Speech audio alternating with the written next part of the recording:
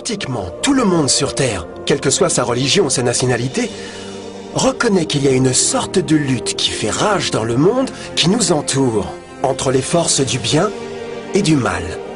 Une lutte colossale entre la lumière et l'obscurité, la vérité et l'erreur, l'oppression et la liberté, le bien et le mal, et ultimement, la vie et la mort. Quelle histoire se cache derrière ce paradoxe flagrant? De nombreuses religions, y compris la Bible, enseignent qu'au-delà du voile en 3 dimensions de notre monde physique, existe un autre monde spirituel très réel que nous ne voyons pas. Dans ce domaine invisible qui nous entoure constamment, une bataille titanesque se livre entre le héros suprême vertueux et l'infâme méchant par excellence. La grande question est la suivante. Qui en sont les principaux protagonistes et où, quand et comment cette crise cosmique a-t-elle commencé? C'est le plus grand mystère de tous les temps et l'histoire vraie la plus incroyable qui ait jamais été racontée. Cette crise touche maintenant chaque personne sur Terre. Oui, chaque personne.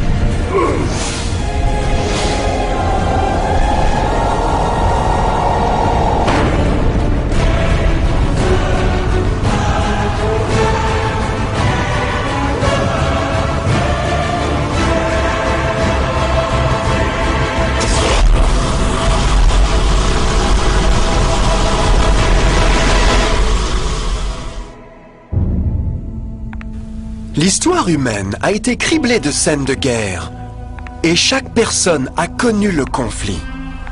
Mais pour comprendre l'origine du mal, nous devons remonter le temps, jusqu'à la toute première guerre de l'univers. Parce que cette bataille n'a pas eu lieu sur Terre. Avant même que notre monde ait existé, il y eut une guerre dans le ciel. Même les mots « la guerre dans le ciel » sonnent comme le paradoxe suprême. C'est presque inimaginable pour nous qu'il puisse y avoir une bataille et une lutte parmi les êtres parfaits de Dieu au paradis.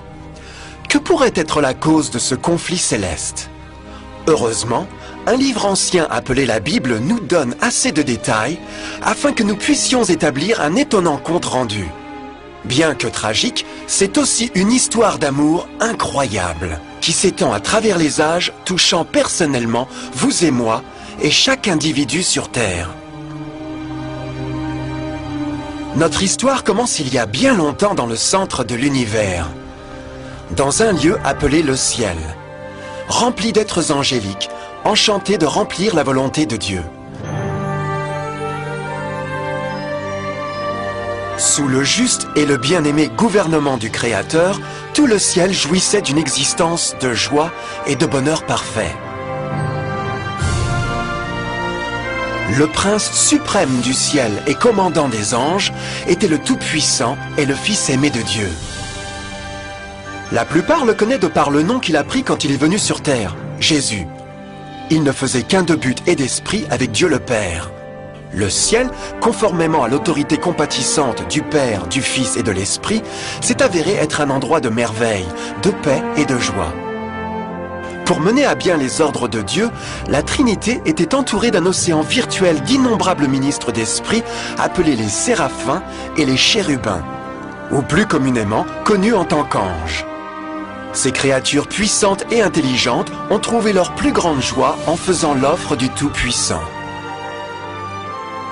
Mais Dieu a créé un ange extraordinaire pour servir de chef à l'entière foule céleste.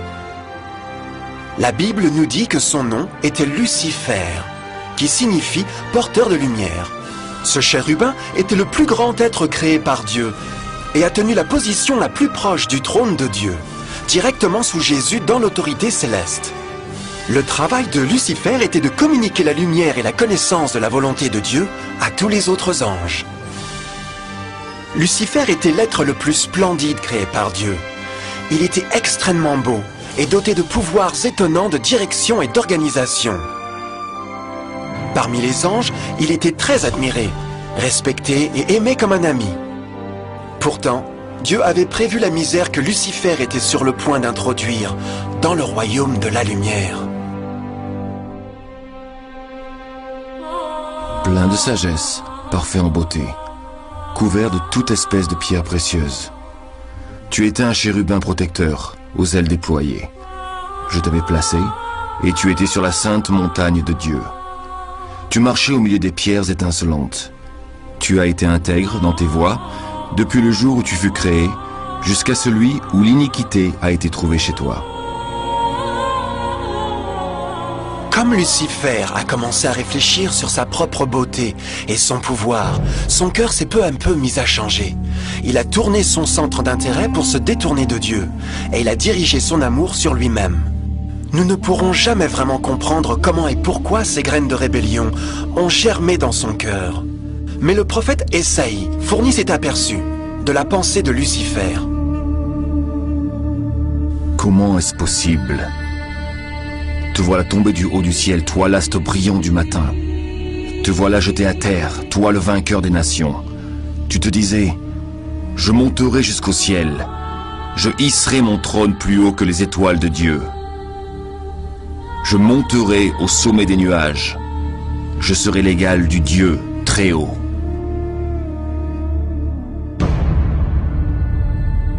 Lucifer a progressivement commencé à convoiter le pouvoir de Dieu, mais pas son caractère. Comme il a pensé à ses extraordinaires capacités et à sa beauté, les tentacules malignes de fierté et de vanité ont saisi son esprit. Ce ressentiment et jalousie l'ont finalement conduit à violer la loi sainte de Dieu et à se rebeller contre son gouvernement. Nous devons marquer une pause ici et éclaircir quelque chose. Au commencement, Dieu a décrété les lois de physique pour régir le monde matériel dans lequel nous vivons. Sans les lois naturelles de l'univers, ce serait le chaos. De la même manière, la loi morale de Dieu a toujours assuré la sécurité et la stabilité dans le cosmos. Certains croient que les 10 commandements n'ont pas existé, jusqu'à ce que le Seigneur les ait livrés à Moïse sur le mont du Sinaï. Mais l'Écriture nous enseigne que les principes de la loi de Dieu ont existé à travers l'éternité, car ils sont le fondement même de son royaume céleste d'amour. Toutes ces ordonnances sont véritables, affermies pour l'éternité, faites avec fidélité et droiture. Les 10 commandements sont un résumé du caractère d'amour de Dieu. Les 4 premiers commandements décrivent qui est Dieu, son pouvoir, son territoire et son autorité.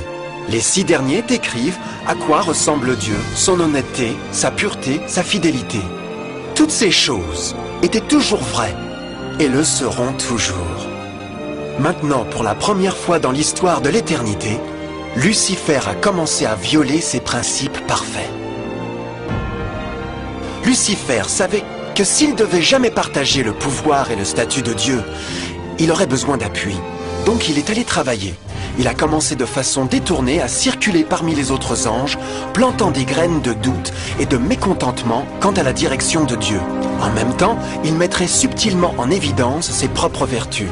Il a insinué que Dieu abusait de son pouvoir divin et sa loi limitait la vraie liberté et le bonheur de ses créatures.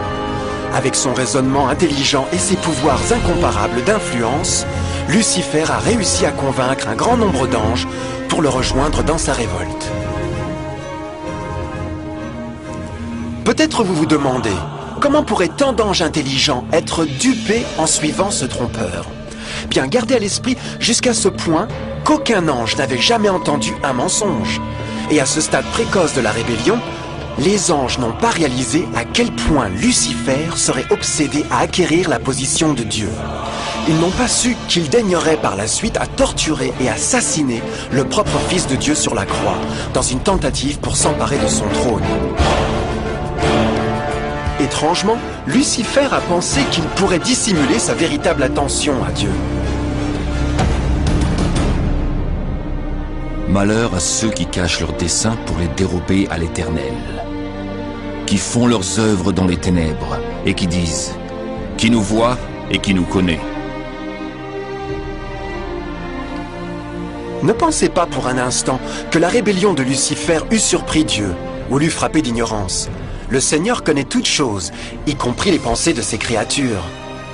Il a compris exactement ce qui se passait dans l'esprit de Lucifer. Et dans l'amour de la miséricorde, Dieu a mis en garde l'ange entêté de son danger. Mais enfin, la fierté et l'amour-propre ne permettaient pas à Lucifer de se repentir.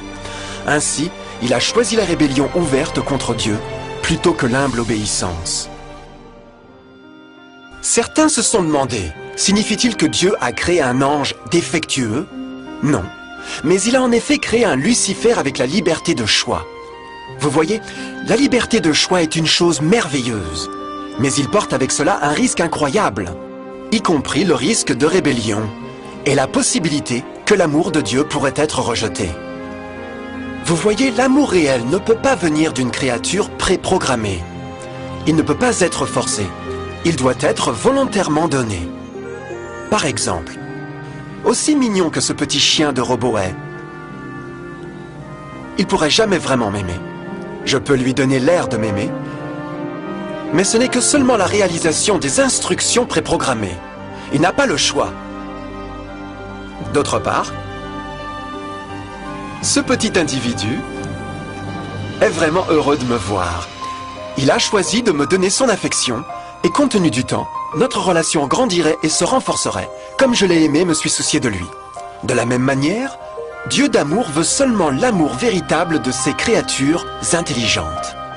Et pour que cela arrive, ils doivent avoir le libre choix. La rébellion de Lucifer est la plus grande preuve qu'il y a vraiment eu cette liberté. Donc maintenant, la grande question était, comment Dieu répondrait à cette crise? Comment traiterait-il avec Lucifer et les millions d'anges qui se sont joints dans sa rébellion? Beaucoup se sont demandé pourquoi Dieu n'a pas immédiatement détruit le rebelle. Après tout, il pourrait facilement vaporiser Lucifer avec l'éclat de la foudre. Mais aurait-il vraiment résolu le problème? Non, au contraire. Cela aurait juste intensifié les doutes et les soupçons que Lucifer avait semés dans les esprits des anges. Souvenez-vous, Lucifer savait comme personne d'autre ne pouvait savoir le fonctionnement interne du gouvernement de Dieu. Sa destruction aurait été considérée comme faisant partie d'une couverture. Et la crainte de représailles, plutôt que l'amour, serait devenue la raison motivante de servir Dieu. Non, le Seigneur savait dans sa sagesse, la meilleure façon de répondre à la crise était de permettre qu'elle suive son cours. Ce serait la seule façon d'assurer que le mal ne monterait jamais de nouveau. Laissez-les pousser ensemble jusqu'à la moisson. Et à ce moment-là, je dirai au moissonneur, enlevez d'abord la mauvaise herbe et liez-la en botte pour la brûler. Puis vous rentrerez le blé dans mon grenier. Dans la parabole du blé et de l'ivraie, Jésus illustre qu'une saison de grandir est nécessaire pour une plante pour révéler sa vraie nature. Dans sa compréhension infinie, Dieu savait que donner le temps au personnage réel de Lucifer serait de l'exposer, et les fruits amers de sa rébellion deviendraient évidents à tous. Jusqu'à présent, les citoyens de l'univers étaient peu familiers avec le péché, et où il pouvait mener, mais cela changerait quand ils sont venus pour voir par eux-mêmes son épouvantable nature autodestructive. À la fin, la sagesse et l'amour du gouvernement de Dieu seraient maintenus pour toujours, et l'univers serait en sûreté. Comme Lucifer et ses partisans ont apporté leur rébellion au premier rang, le Seigneur savait qu'il n'y aurait pas de paix si l'on permettait de rester dans le ciel. Une ligne doit être tracée, mesures prises et les rebelles expulsés. Mais Lucifer et ses partisans ne partiraient jamais volontairement ou paisiblement. L'étape suivante était la guerre. Alors une bataille s'engagea dans le ciel. Michel et ses anges combattirent le dragon, et celui-ci se battit contre eux avec ses anges. Mais le dragon fut vaincu, et ses anges et lui n'eurent plus la possibilité de rester dans le ciel. L'énorme dragon fut jeté dehors. C'est lui le serpent ancien appelé le diable ou Satan, qui trompe le monde entier.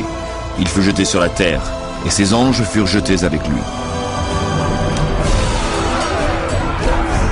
La Bible ne révèle pas exactement quelles armes ont été utilisées, ou combien de temps ce conflit cosmique a duré. Mais c'était une guerre comme aucun œil mortel n'a jamais vu. L'Apocalypse 12:4 nous dit qu'en fin de compte, Lucifer et un tiers des anges de Dieu ont été physiquement expulsés du ciel.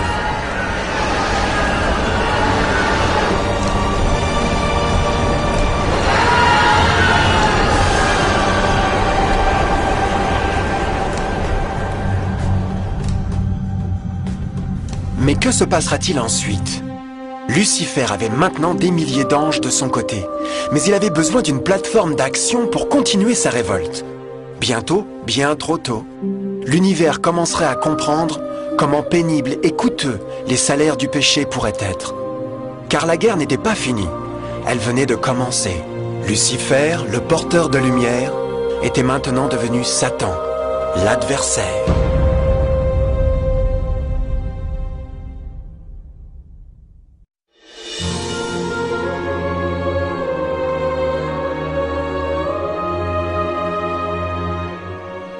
Après la guerre dans le ciel, Satan et ses anges déchus ont été bannis des cours de gloire. Pendant un certain temps, le diable et ses démons ont erré par l'univers cherchant sans succès des mondes pour s'associer avec eux dans leur rébellion. Pendant ce temps-là, le cœur de Dieu eut profondément senti le vide créé par la perte de Lucifer et ses anges. Ainsi le Père, le Fils et le Saint-Esprit sont revenus à leur travail préféré, le merveilleux travail de création. Ils ont décidé de faire un nouveau monde, rempli d'une myriade de créatures étonnantes et diverses à aimer. Ce nouveau monde serait unique parce que les créatures principales seraient faites en la propre image de Dieu. Pour eux, le Seigneur donnerait aussi la dominion de cette nouvelle planète que nous connaissons maintenant comme la Terre. Au commencement, Dieu créa le ciel et la terre. Dieu constata que tout ce qu'il avait fait était une très bonne chose. Quelle vue impressionnante à contempler! Dieu formant un tout nouveau monde, notre planète, la Terre. Et avec chaque merveilleux jour de la semaine de création, quelque chose de nouveau et spectaculaire surgit brusquement de la scène. Par exemple, au 3e jour, Dieu a parlé et la belle végétation abondante jaillit dans l'existence. Les plantes de toutes les couleurs, de formes et de tailles. Le 5e jour, le monde a été rempli d'éblouissantes créatures exotiques qui pouvaient ou monter à travers le ciel ou naviguer librement par les eaux bleues. Et certains pouvaient faire les deux. Le 6e jour, l'introduction d'une vaste et grande diversité d'animaux terrestres. De l'éléphant géant au tamia minuscule, chacun trouvèrent une maison sur la nouvelle planète et un endroit pour vivre en harmonie avec le reste de la création. Et ainsi le 6e jour, Dieu créa l'homme. Dieu dit enfin, faisons les êtres humains qu'ils soient comme une image de nous. Le Seigneur Dieu prit de la poussière du sol et en façonna un être humain. Puis il lui insuffla dans les narines le souffle de vie, et cet être humain devint vivant. Ensuite le Seigneur Dieu planta un jardin au pays d'Éden, là-bas, vers l'est, pour y mettre l'être humain qu'il avait façonné.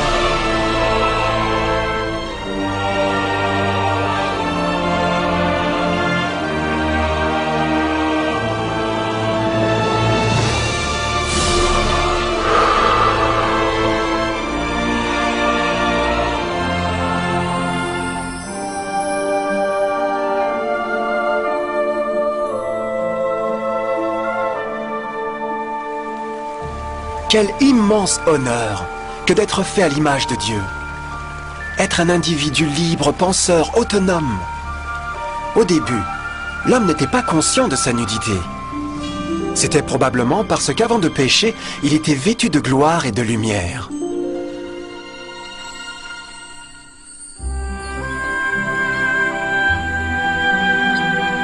Dieu a aussi créé le compagnon idéal pour Adam, sa belle femme Ève.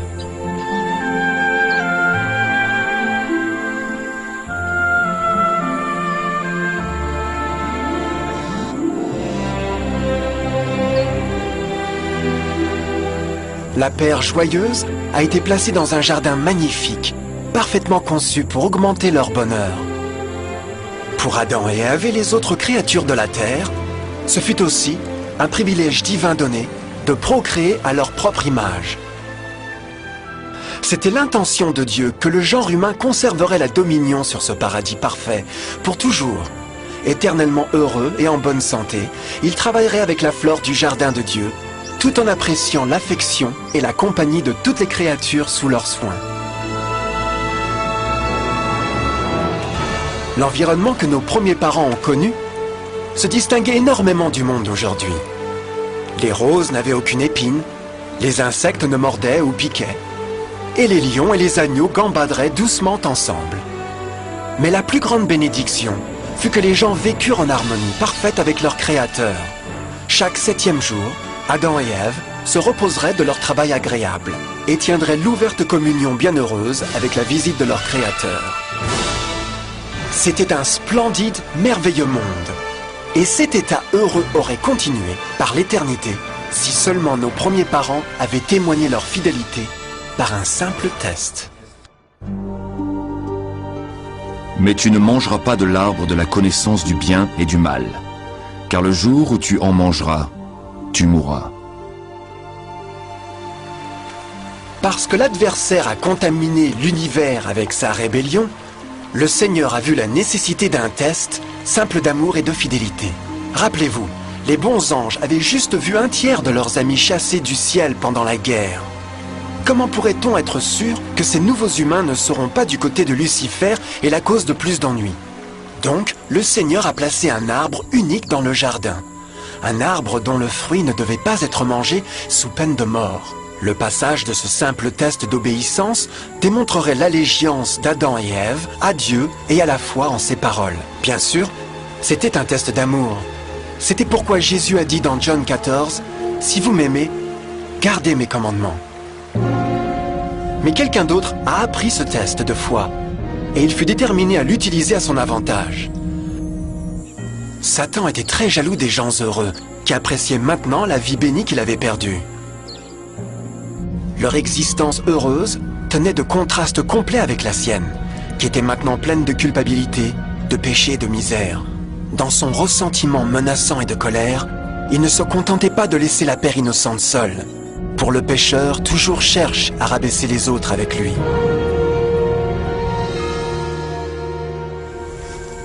Et alors un jour, comme Ève s'engagea dans son travail agréable, elle se trouva seule et dangereusement près de l'arbre défendu.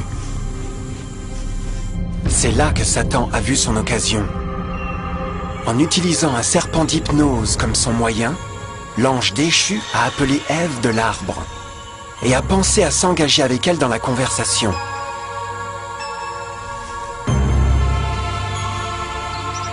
Ces mots charmants ont été soigneusement calculés pour inspirer une méfiance envers Dieu.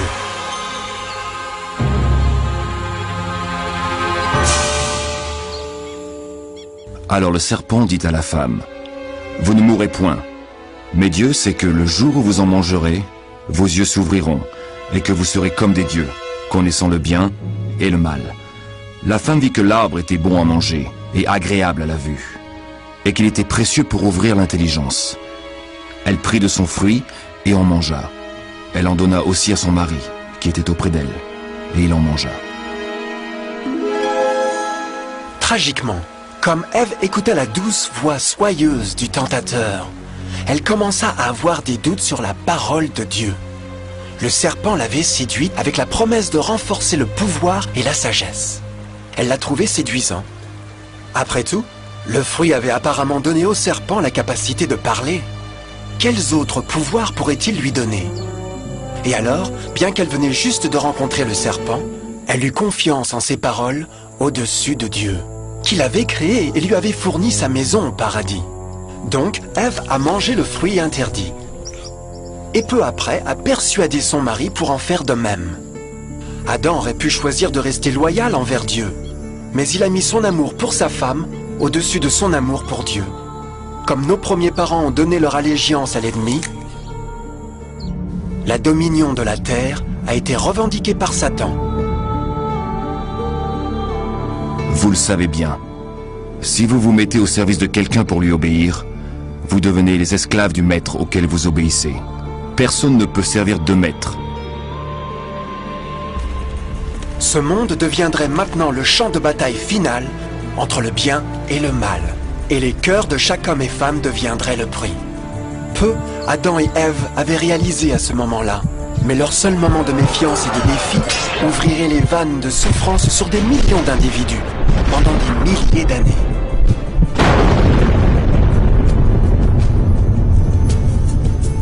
C'est pourquoi, comme par un seul homme, le péché est entré dans le monde. Et par le péché, la mort. Et qu'ainsi la mort s'est étendue sur tous les hommes, parce que tous ont péché. Nos premiers parents ont bientôt commencé à faire face aux terribles résultats de leur péché. Dans leur saint état, Adam et Ève rougeoyaient avec les robes de gloire. Après qu'ils eurent péché, ces robes naturelles de lumière se sont effacées et sont devenues mortifiées par le sens de leur nudité. La honte et la crainte ont remplacé leur joie et paix, et ils ont cherché à couvrir leur nudité de feuilles. Ils se sont maintenant aussi trouvés sous l'influence constante du diable. Céder à la tentation a affaibli leur vraie nature, et Satan avait gagné un nouveau pouvoir sur l'humanité. Le peuple ne pouvait plus résister aux tentations du diable par leur propre force. Finalement, et le plus terrifiant, ils se sont trouvés vivant sous une menace de condamnation à mort. Dieu les avait avertis que la désobéissance apporterait la mort. Ils avaient déjà éprouvé la mort spirituelle. Combien de temps faudrait-il pour qu'ils souffrent de la mort physique aussi bien? À ce point, leur avenir ne tenait à rien qu'obscurité et désespoir. C'est ainsi qu'il chassa Adam, et il mit à l'orient du jardin d'Éden les chérubins qui agitent une épée flamboyante pour garder le chemin de l'arbre de vie. Tout comme le péché avait causé l'expulsion des anges déchus de leur maison céleste, maintenant, à cause de leur désobéissance, Adam et Ève furent chassés de leur maison du jardin au paradis. Tout autour d'eux changeait rapidement, et l'humanité s'est trouvée susceptible au chagrin d'amour, maladie et finalement la mort. Même les animaux et les plantes ont été affectés par l'épouvantable malédiction. Les épines et les chardons apparurent maintenant sur des arbres et des fleurs, et les animaux qui autrefois étaient doux ont commencé à tuer et à se dévorer. Le pire résultat fut que le péché avait séparé l'humanité de Dieu.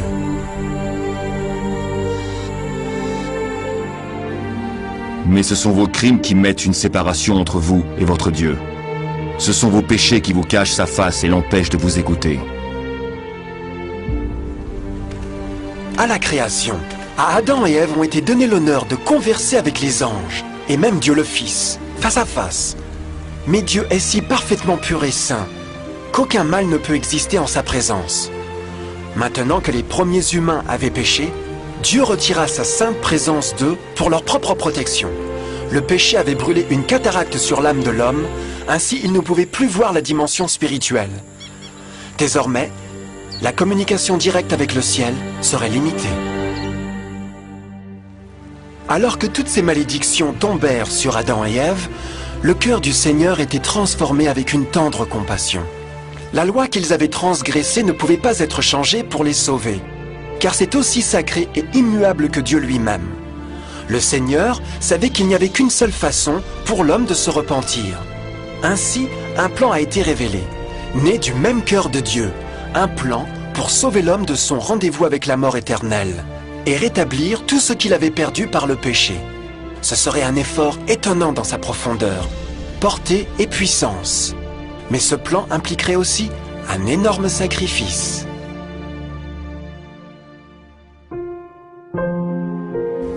voici comment Dieu a manifesté son amour pour nous. Il a envoyé son Fils unique dans le monde afin que nous ayons la vraie vie par lui. Et l'amour consiste en ceci. Ce n'est pas nous qui avons aimé Dieu, mais c'est lui qui nous a aimés. Il a envoyé son Fils qui s'est offert en sacrifice pour le pardon de nos péchés. L'Écriture sainte enseigne clairement, dans Romains 6, 23, que le salaire du péché est la mort. La loi brisée exigeait la vie du pécheur. Et il n'y avait seulement qu'un dans tout l'univers qui pourrait être qualifié comme le remplaçant de l'humanité. Seul le Créateur pourrait payer la dette de ses créatures en étant debout à leur place. Ainsi, Jésus-Christ, le Fils de Dieu, a volontairement consenti à quitter la pureté, la gloire et la sécurité du ciel. Il viendrait à mourir en tant qu'homme sur cette mauvaise planète renégate. Il serait né comme un bébé innocent sans défense, supporterait une vie de douleur et de honte, néanmoins aurait une vie parfaite et victorieuse. Finalement, il mourrait d'une mort humiliante pour être debout comme un remplaçant de l'humanité tombée. Par son sacrifice, on pourrait étonnamment offrir à l'humanité encore une chance à la vie éternelle. Son sang fournirait la rançon pour le monde qui aurait été enlevé par Satan. Ce merveilleux plan de rédemption a été graphiquement illustré dans le système de sacrifice animal ordonné par Dieu après la chute de l'homme. Le Seigneur avait averti Adam et Ève qu'ils mourraient le jour où ils mangeraient le fruit défendu. Aussi, comment se faisait-il qu'ils sont restés en vie? La Bible nous dit que sitôt après leur péché, Dieu a fourni vêtements pour eux en forme de peau animale. C'est digne de remarquer que l'Apocalypse se réfère à Jésus-Christ comme l'agneau tué dès la fondation du monde. Ceci indique qu'un agneau a été tué ce jour-là pour empêcher leur mort immédiate. Par la foi, dans ce sacrifice, leur condamnation à mort a été symboliquement transférée d'eux à la créature innocente. L'agneau était bien sûr une représentation de Jésus. Et alors, une lueur d'espoir est subvenue dans leur situation apparemment sombre et désespérée. Par le repentir et la foi dans le sang du Messie à venir, n'importe quel homme pourrait de nouveau devenir un enfant de Dieu. Mais en dépit de ce plan merveilleux, pour l'instant Satan avait toujours dominion sur la terre, et donc la vie sur terre ne serait pas toujours facile. Vous aurez des tribulations dans le monde, mais prenez courage, j'ai vaincu le monde. Beaucoup se demandent naturellement pourquoi un Dieu d'amour et tout-puissant permet la douleur et la souffrance dans notre monde d'aujourd'hui. Mais il est clair dans la Genèse que Dieu nous a jamais destinés à connaître la douleur et les épreuves de cette vie. Comme elle est venue de la main de Dieu, la terre fut un merveilleux paradis. C'était le péché d'Adam et Ève qui avait donné à Satan le droit de revendiquer le contrôle de cette planète. À cause de leur choix tragique, le diable et ses favoris ont gagné le pouvoir de tenter et torturer les gens, en infligeant la maladie, la douleur et la souffrance. Peut-être une meilleure question serait pourquoi Satan n'a pas le plein contrôle de l'humanité? La réponse est Jésus-Christ. Vous pouvez déjà vous rendre compte que la mort de Jésus sur la croix a fourni à chacun d'entre nous l'occasion d'être sauvé. Mais en réalité, il fait beaucoup plus que cela. Quand le Sauveur a offert sa vie pour racheter la terre, cet acte imposait des restrictions sur le contrôle de Satan sur l'humanité. Satan ne pouvait pas forcer notre volonté, et son pouvoir de nous nuire serait limité. Le sacrifice du Christ nous a aussi apporté un temps de probation, où nous pourrions voir par nous-mêmes la différence entre le gouvernement de Dieu et Satan, pour ensuite décider qui nous serviront. Finalement, grâce au sacrifice désintéressé de Jésus, le royaume de Satan aura une fin, et la terre sera un jour rendue à l'homme plus merveilleuse qu'elle n'était au commencement. Ainsi, quand Adam et Ève ont commencé leur vie comme exilés du paradis, ils gardèrent toujours espoir. Dieu avait fourni des peaux d'animaux sacrifiés pour couvrir leur nudité. Mais plus important encore, il avait promis le sang de l'agneau de Dieu pour couvrir leurs péchés, s'ils acceptèrent le Christ et de se repentir. Une grande question demeurait. Le peuple accepterait-il le cadeau généreux de Dieu?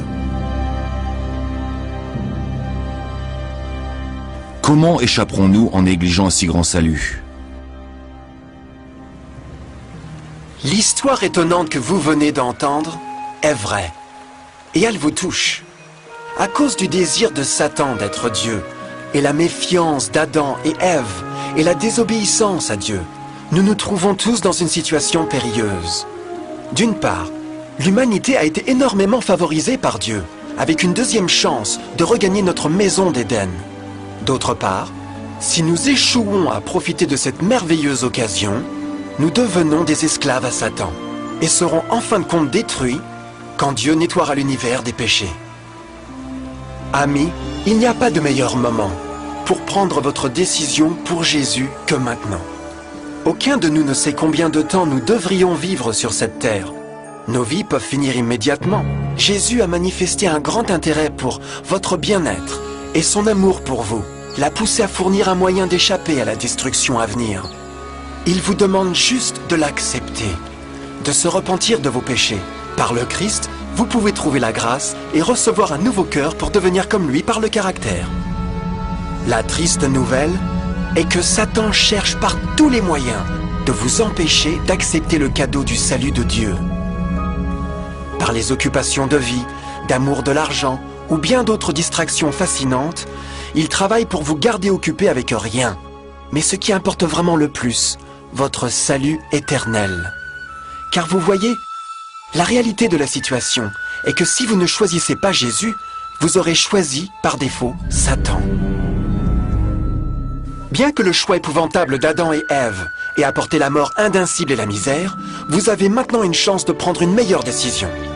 Dieu vous offre une paix qui satisfera le désir le plus profond de votre âme et une joie qui vous soulèvera au-dessus des épreuves de ce monde. Le désir ardent du cœur de Dieu est pour vous sauver et pour être avec lui au paradis. Mais le seul qui peut vous garder au ciel est vous. Imaginez comment tragique serait-il si vous deviez inutilement rejeter ce précieux cadeau. Vous pouvez choisir aujourd'hui d'accepter ce salut que Dieu a promis. En fait, à ce moment même, vous pouvez accepter la vie éternelle par Jésus-Christ. Puis-je vous inviter à me rejoindre maintenant dans une prière simple, acceptant sa merveilleuse offre? S'il vous plaît, répétez après moi. Cher Père Céleste, je viens à vous maintenant et demande humblement votre pardon. Seigneur, je confesse que je suis un pécheur et j'ai brisé votre loi sainte. Je comprends que la peine pour le péché est la mort. Je crois que Jésus-Christ a souffert et est mort sur la croix en punition pour tous mes péchés. Je crois que Jésus a ressuscité et je l'accepte comme mon sauveur personnel. À partir de ce moment, je vous donne ma confiance du cœur, vous, pour être le Seigneur de ma vie. S'il vous plaît, pardonnez tous mes péchés et envoyez votre esprit pour m'aider à accomplir votre volonté. Je vous remercie pour votre grand amour et accepte votre cadeau de vie éternelle. Et je prie ces pensées au nom de Jésus. Amen.